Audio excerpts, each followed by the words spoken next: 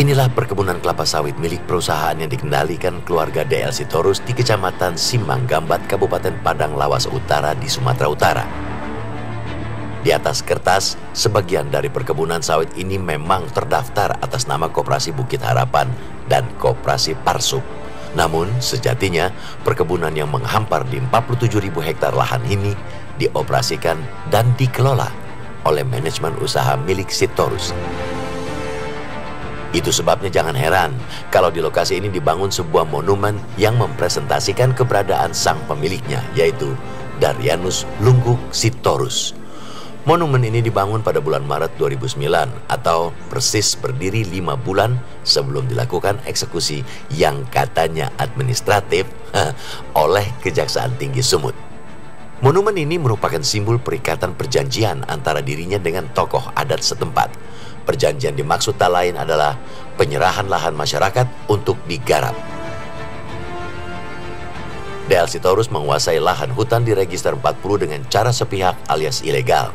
Modusnya salah satunya dengan mengajak warga tempatan bekerja sama dengan perikatan perjanjian penyerahan tanah adat atau ulayat.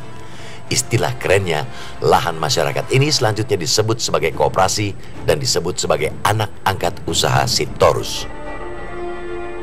Anehnya, masyarakat yang tanda kutip disebut telah menyerahkan lahannya ini justru diikat dengan perjanjian hitam di atas putih berupa perjanjian utang piutang, termasuk masyarakat adat Khuristak yang dinyatakan berutang sebesar 166 miliar rupiah kepada pihak PT Torus Ganda. Hutang ini akan dikonversikan dengan biaya pemeliharaan perkebunan sawit seluas 5.000-an hektar yang dititip kelolakan pada pihak perusahaan. Itu sebabnya jangan heran bila selama ini masyarakat yang mengaku tergabung sebagai anggota koperasi perkebunan milik grup Torganda terus menolak eksekusi. Ini perjanjian hutang dengan perusahaan dan ini kita bayar setiap bulannya. Kita bayar dari total hutang kita 166 miliar 386 juta.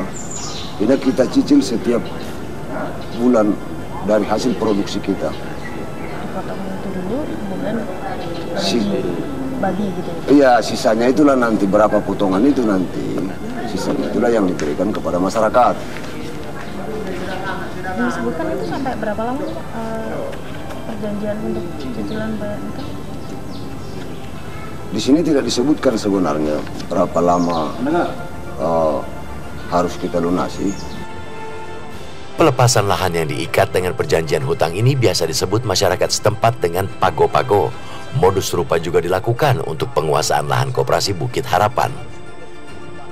Maksudnya kan kami mendapat pago-pagonya waktu itu, Pirbun 500 kapiling waktu itu dikasih sama kami 300 juta waktu itu pago-pago.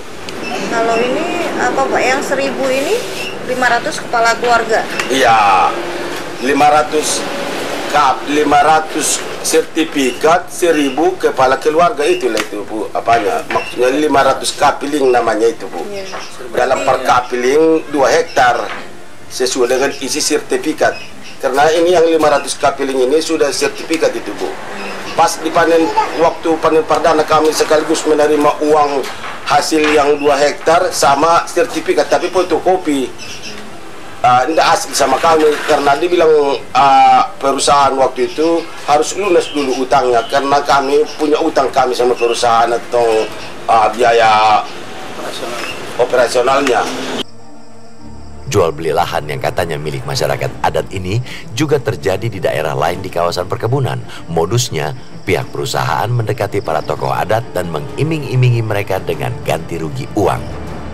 Bahwa pago-pago itu bisa dikatakan itu simbolisasi adat, bahwa terjadi penyerahan untuk pengelolaan daripada suatu wilayah. Nah, demikian juga dengan koperasi yang berada di di Padang Lawas ini, bahwa setelah masa waktu pengelolaan ini dia harus kembali lagi ke masyarakat adat ini bagaimana gitu. Nah, kemudian bahwa adanya perikatan atau segala macam itu terjadi di mana-mana, terutama dengan pola plasma. Itu kan model spekulan itu ya, kan begitu.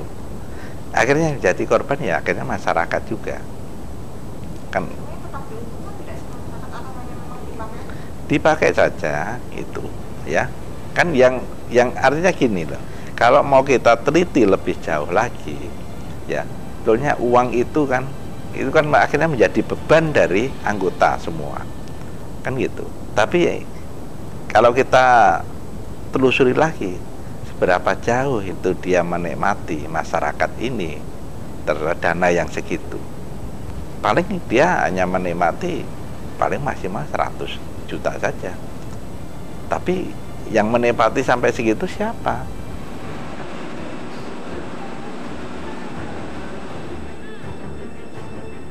Pemerintah beralasan belum mengeksekusi lahan PT Torganda lantaran terdapat ribuan masyarakat yang tinggal di dalamnya.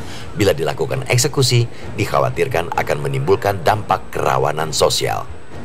Karena selama ini terjadi penolakan dan sebagainya karena sosialisasi dari kebijakan yang baru kita rumuskan di awal 2014 kemarin, belum mereka tahu. Mereka tahunya aset sawit ini akan ditiadakan atau tidak bisa dimanfaatkan, maaf katanya dihancurkan lah gitu.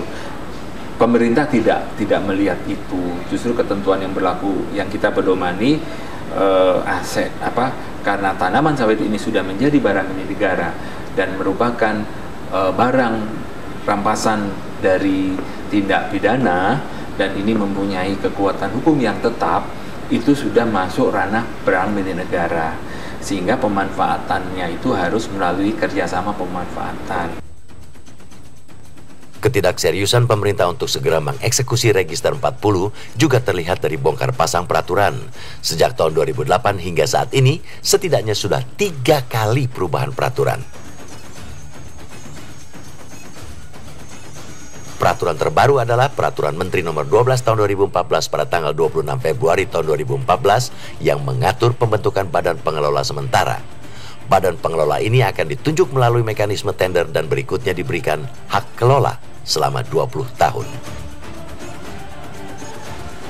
Yang jadi persoalan adalah bila sampai saat ini saja belum pernah dilakukan upaya pendataan aset-aset, kapan lagi akan ditenderkan?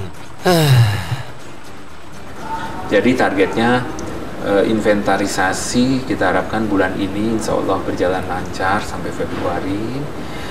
Setelah itu kami membuat yang namanya proposal kerjasama pemanfaatan sebagai dasar untuk kami usulkan kepada Menteri Keuangan. Jadi Menteri Keuangan Hidup nanti akan mengusulkan kepada Menteri Keuangan persetujuan kerjasama pemanfaatan.